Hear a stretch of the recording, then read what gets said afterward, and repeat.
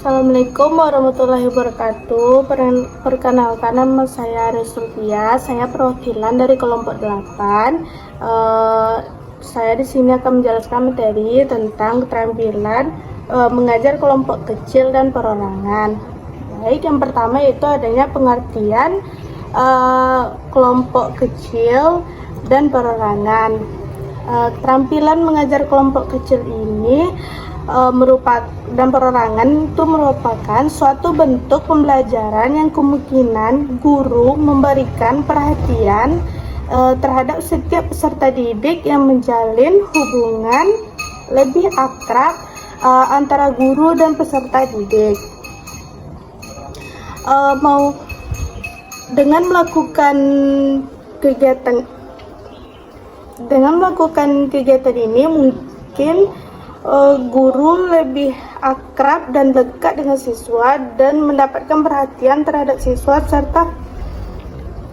serta terjadinya hubungan yang lebih akrab maupun antar guru dan siswa. Dengan begitu, keterampilan dasar mengajar merupakan kemampuan yang kompleks di mana guru berperan menjadi fasilitator dan motivator dalam mengembangkan kemampuan berpikir kritis siswa.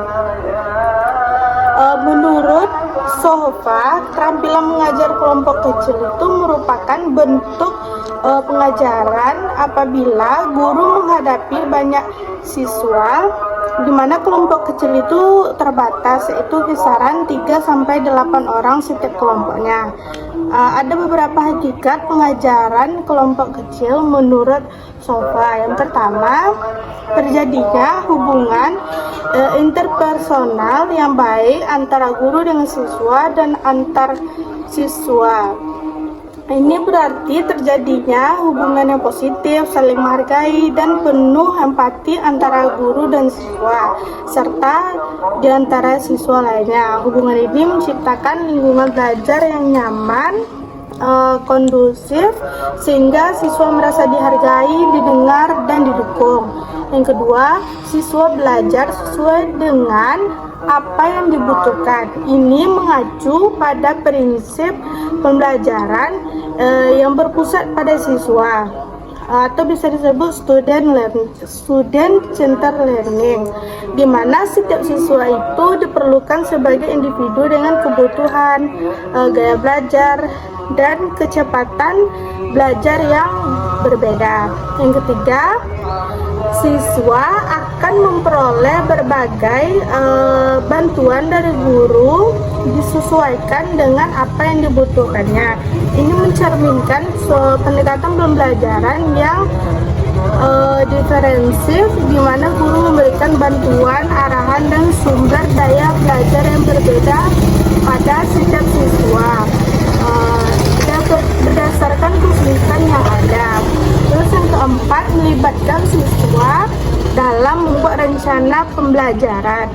Ini berarti guru mengajak siswa untuk berpartisipasi dalam menentukan tujuan, materi, metode, dan bentuk evaluasi dalam belajar. Baiklah, selanjutnya yaitu syarat-syarat keterampilan mengajar kelompok kecil. Masing-masing siswa itu dapat memiliki sifat yang sama. Variasi dalam pengorganisasian kegiatan kelompok kecil pilihan terbaik dalam melayani perbedaan karakteristik siswa agar tercapainya tujuan pembelajaran yang diinginkan. Menurut dikira dalam Sofa, syarat-syarat pengajaran kelompok kecil antara lain yaitu pertama, adanya interaksi yang sehat dan akrab antara guru dengan siswa dan antara siswa baik sehingga tujuan pembelajaran tercapai dengan baik. Dua, guru membantu siswa untuk belajar dengan kemampuan, kecepatan, minat, dan cara sendiri. Yang ketiga, guru membantu siswa dengan apa yang dibutuhkan. Kemudian yang keempat, guru melibatkan siswa dalam perencanaan belajar. Yang kelima, guru bisa memainkan berbagai peran. Selanjutnya, adapun tanda-tanda mengajar kelompok kecil menurut Barnawi sebagai berikut. Yang pertama, terdapatnya sebuah pola hubungan atau interaksi yang multi arah, di mana terdapat hubungan interpersonal antara guru dan siswa dan antar siswa. Yang kedua, siswa dapat belajar dengan kecepatan sendiri. Kemudian yang ketiga, siswa dapat belajar dengan kemampuan sendiri. Yang keempat, siswa dapat belajar dengan gaya belajar yang mereka sukai. Yang kelima, guru membantu siswa sesuai dengan apa yang dibutuhkan. Dan yang keenam, guru melibatkan siswa dan dalam perencanaan belajar. Terus selanjutnya ada tujuan keterampilan mengajar kelompok kecil. Yang pertama itu ada siswa mendapatkan keterampilan kesempatan belajar yang lebih aktif. Artinya siswa tidak hanya menjadi pendengar pasif dalam proses pembelajaran, tetapi bisa juga terlibat langsung dalam kegiatan belajar seperti diskusi, eksperimen, pemecahan masalah, dan kerja kelompok. Ini membantu siswa lebih baik memahami materi dan meningkatkan partisipasi mereka di kelas. Yang kedua, siswa mempunyai rasa tanggung jawab yang lebih besar, yang dimana siswa itu didorong untuk menyadari dan menjalankan kewajibannya terhadap proses belajar mereka sendiri, seperti menyelesaikan tugas, disiplin waktu, dan menjaga sikap. Ini melatih mereka menjadi individu yang mandiri dan lebih bertanggung jawab. Yang ketiga, siswa dapat mengembangkan daya kreatif dan sifat kepemimpinan. Melalui ini, berbagai kegiatan yang menantang dan kolaboratif. Siswa diberi ruang untuk berpikir kreatif, berinovasi, serta mengambil peran sebagai pemimpin dalam kelompok ataupun proyek yang sedang dijalankan. Yang keempat, membentuk relasi baik antara guru dengan siswa maupun antar siswa. Materi berikutnya yaitu adapun tanda-tanda mengajar kelompok kecil menurut Barnawi. Yang pertama, terdapat sebuah pola hubungan atau interaksi multi arah, di mana terdapat hubungan interpersonal antara guru dengan siswa dan tersiswa. Artinya, proses komunikasi dalam pembelajaran tidak hanya berlangsung satu arah dari guru ke siswa, tetapi terjadi secara timbal balik dan dinamis antara guru dan siswa serta antar siswa. Hal ini menciptakan suasana belajar yang kolaboratif dan terbuka. Yang kedua, siswa dapat belajar dengan kecepatan sendiri. Setiap siswa itu diberi kebebasan untuk belajar sesuai ritme atau tempo yang paling nyaman bagi dirinya, tanpa harus mengikuti kecepatan belajar siswa lain, sehingga mereka bisa memahami materi secara lebih optimal. Yang ketiga, siswa dapat belajar dengan kemampuan sendiri. Pembelajaran disesuaikan dengan tingkat kemampuan masing-masing siswa. Siswa tidak dipaksakan untuk mengikuti standar yang sama, melainkan diberikan tantangan dan dukungan yang sesuai dengan kapasitas mereka. Yang keempat, siswa dapat belajar dengan gaya belajar mereka sukai. Siswa diberikan kesempatan untuk menggunakan metode atau pendekatan belajar yang sesuai dengan preferensi mereka, seperti visual, audio teori, kinestetik, atau kombinasi dari semuanya agar proses belajar lebih efektif. Yang kelima, guru membantu siswa sesuai dengan apa yang dibutuhkan. Guru berperan sebagai pendamping yang memahami kebutuhan individual siswa dan memberikan bantuan yang relevan, baik dalam aspek akademik maupun emosional, untuk menunjang perkembangan belajar mereka. Yang keenam, guru melibatkan siswa dalam perencanaan belajar. Ini berarti siswa itu tidak hanya menjadi objek dalam proses pembelajaran, tetapi juga dilibatkan secara aktif dalam merancang tujuan, metode, dan aktivitas belajar. Hal ini menumbuhkan rasa tanggung jawab dan kepemilikan terhadap proses belajar mereka sendiri.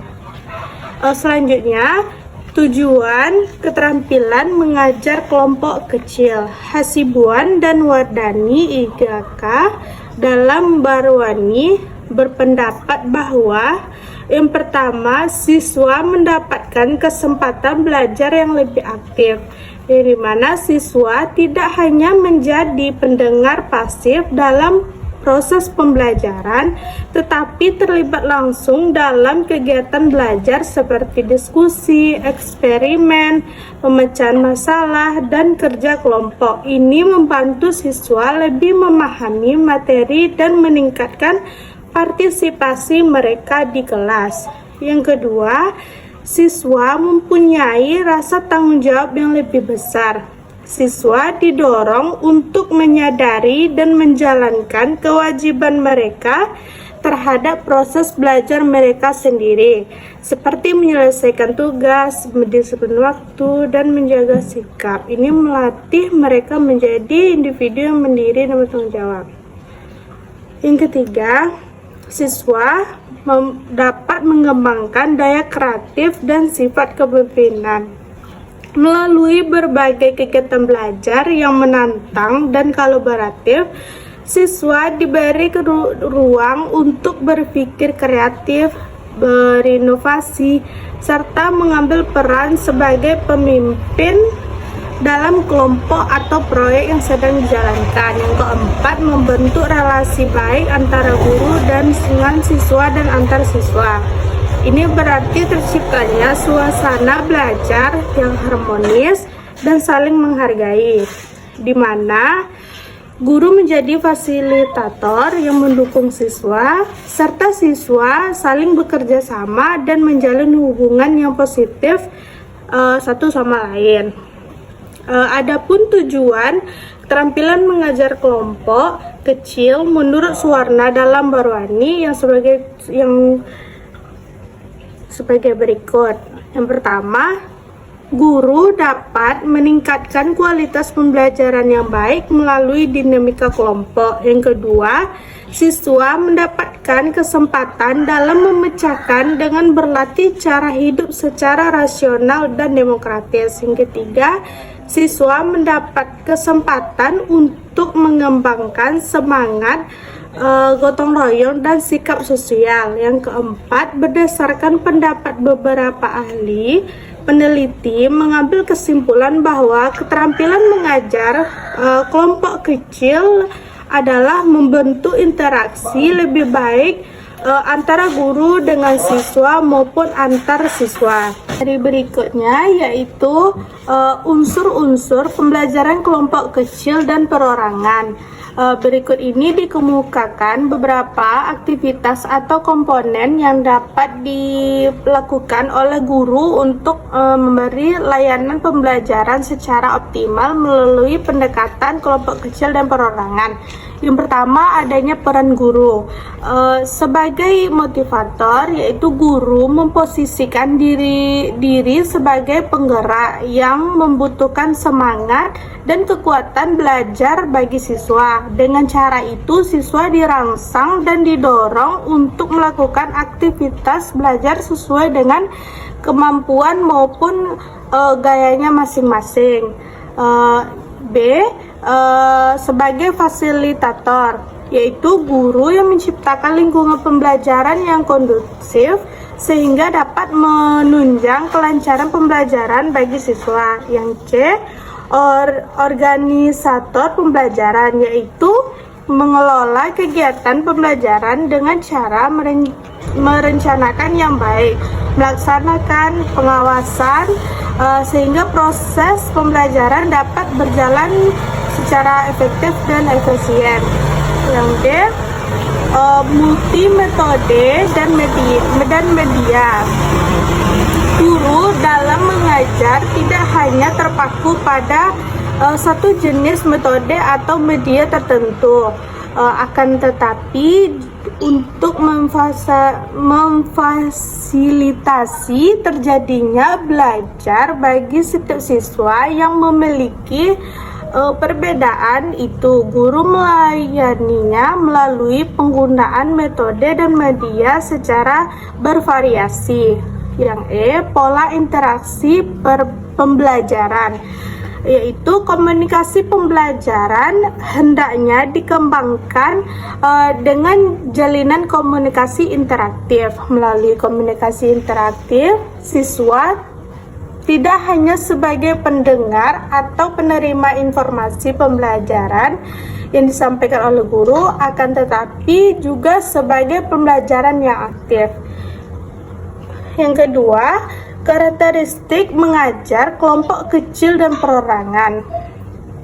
Secara spesifik, karakteristik model pembelajaran yang dilakukan pada kelompok kecil ini dan perorangan antara lain ditandai oleh adanya A, hubungan yang akrab antar personal, yaitu guru dengan siswa, siswa ke guru, dan siswa dengan siswa yang lainnya. Yang B, siswa melakukan kegiatan pembelajaran sesuai dengan cara, minat, dan kecepatan masing-masing. C, guru melakukan bimbingan terhadap siswa sesuai dengan potensi mereka yang mereka miliki. Yang D, siswa sejak awal pembelajaran dilibatkan dalam menentukan tujuan dan materi yang akan dipelajari maupun proses pembelajaran yang harus dilakukannya. 3. Keterampilan yang dituntut. A.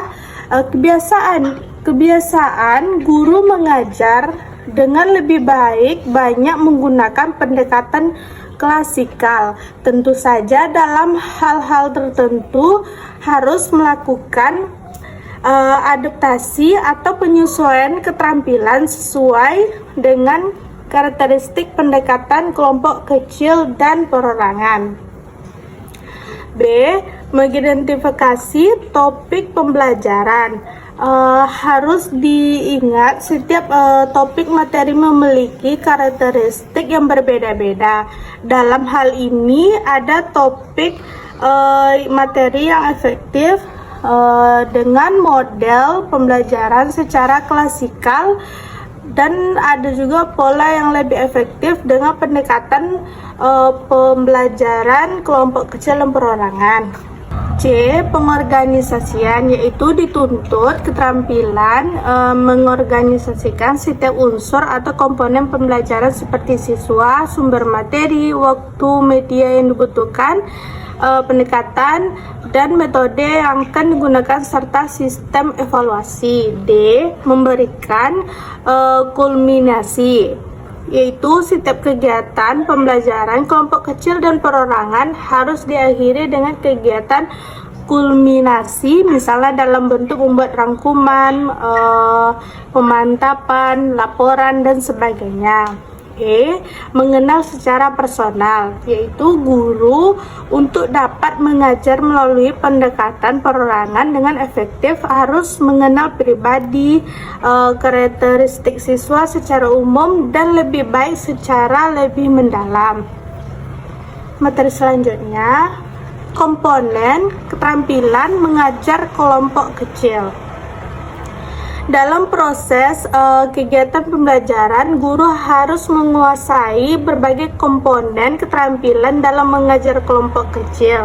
Sedangkan menurut SOFA, mengelompokkan komponen-komponen keterampilan mengajar kelompok kecil sebagai berikut. Yang pertama, keterampilan mengadakan pendekatan secara pribadi.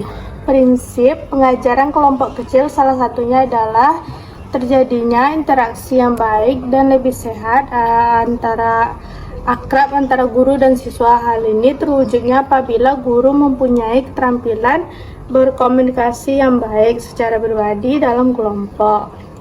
Berikut yang dapat diciptakan guru dari keterampilan berkomunikasi baik atau pendekatan secara pribadi dalam kelompok kepada siswa. Yang pertama, yang A, yaitu guru menunjukkan kepekaan dan kehangatan terhadap kebutuhan siswa, baik dalam bentuk kelompok kecil maupun perorangan. B, guru mendengarkan secara gagasan yang dikemukakan oleh siswa.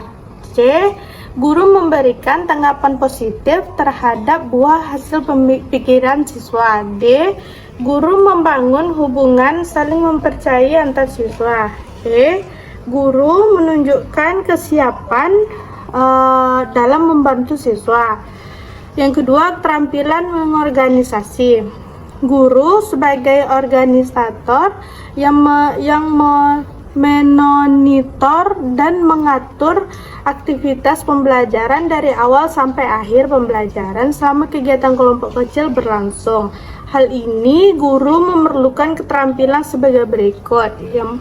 Yang A, guru mampu memberikan orientasi umum tentang tujuan pembelajaran yang akan dipelajari dan tugas yang akan dilakukan pada saat itu. B, guru mampu memvariasikan kegiatan yang mencakup penyediaan peralatan, ruangan, beserta secara melakukannya. C, guru mampu membentuk kelompok diskusi yang tepat. D, guru mampu mengkoordinasikan kegiatan dengan siswa. E, guru mampu berbagai perhatian di antara tugas siswa dan kebutuhan siswa. 3. Kebutuhan membimbing dan memudahkan belajar. Keterampilan ini memungkinkan guru membantu siswa untuk maju tanpa mengalami frustasi. Hal ini dapat dicapai bila guru memiliki keterampilan sebagai berikut. A, memberikan penguatan yang sesuai dalam bentuk kuantitas dan kualitas, karena pada dasarnya penguatan merupakan dorongan yang penting bagi siswa. B, mengembangkan supervisi proses awal, yaitu yang mencakup sikap tanggung guru terhadap siswa secara perorangan maupun keseluruhan, yang kemungkinan guru melihat atau mengetahui apa segalanya berjalan dengan baik. 4. Keterampilan merencanakan dan melaksanakan kegiatan belajar mengajar. Keterampilan ini mencakup hal-hal yang berhubungan dengan kurikulum, terutama pengembangannya. Kegiatan belajar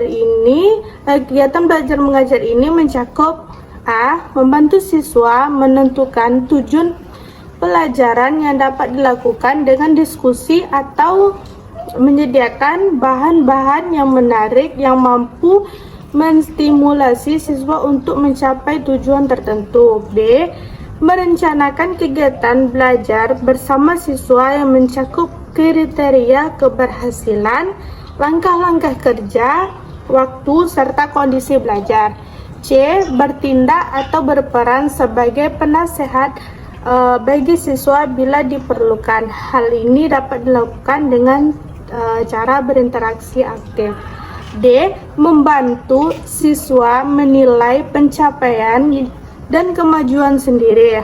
Hal ini berbeda dari cara penilaian tradisional pada umumnya dilakukan guru sendiri. Membantu siswa menilai diri sendiri berarti memberikan kesempatan kepada siswa untuk memperbaikinya, sekaligus pencerminan kerjasama guru dalam situasi pendidikan yang manusiawi. Itulah tadi materi yang telah saya paparkan, yaitu tentang keterampilan mengajar kelompok kecil dan perorangan. Selanjutnya saya akan membacakan kesimpulan dari materi kelompok kami, yaitu pendidikan dan pembelajaran selain harus mampu melayani dan mengembangkan potensi dan kebutuhan siswa secara klasikal, juga dapat melayani potensi dan kebutuhan siswa secara individual. Salah satu keterampilan yang harus dimiliki oleh guru untuk dapat melayani tuntutan siswa yang beragam tersebut, yaitu melalui penerapan keterampilan mengajar secara kelompok kecil dan perorangan. Mengajar kelompok kecil pada dasarnya adalah seorang guru hanya berhadapan untuk melayani kelompok siswa dengan jumlah yang terbatas antara 3 sampai dengan 8 orang. Sedangkan mengajar perorangan adalah seorang guru hanya melayani seorang siswa.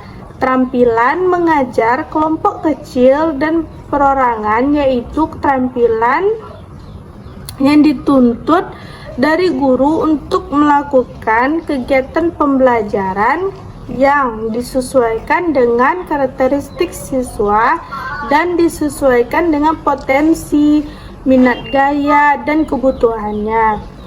Peran guru dalam pembelajaran melalui pendekatan kelompok kecil dan perorangan ini berfungsi untuk melakukan kegiatan sebagai berikut. Yang pertama, fasilitator, yang kedua motivator, yang ketiga organisator, yang keempat menggunakan multi metode dan media, yang kelima menggunakan pola pembelajaran interaktif, dan yang keenam pemanfaatan sumber pembelajaran secara bervariasi, dan yang ketujuh mendiagonalisasi kesulitan belajar siswa. Itulah tadi beberapa penjelasan materi dari kelompok saya. Saya akhiri. Assalamualaikum warahmatullahi wabarakatuh.